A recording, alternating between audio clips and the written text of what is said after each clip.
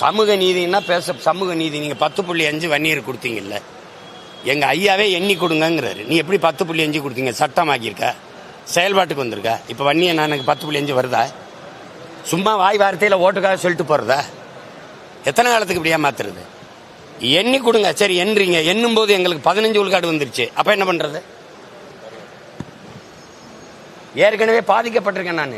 திடீர்னு எடுத்து அருந்ததிற்கு உள்ஒதுக்கீடுன்னு 3 விழுக்காடு கொடுத்துட்டு ஃபர்ஸ்ட் ப்ரிஃபரன்ஸ்னு ஒரு கையெழுத்து போட்டு விட்டீங்க, முன்னுரிமைன்னு. அப்போ அவங்களுக்கு போக தான் எனக்கு மிச்சம்.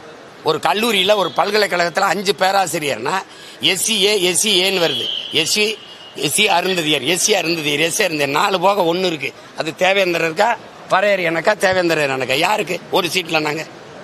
அப்போ முன்னுரிமைங்கும் போது அது அவருக்கு போக மிச்சம்னு வருது.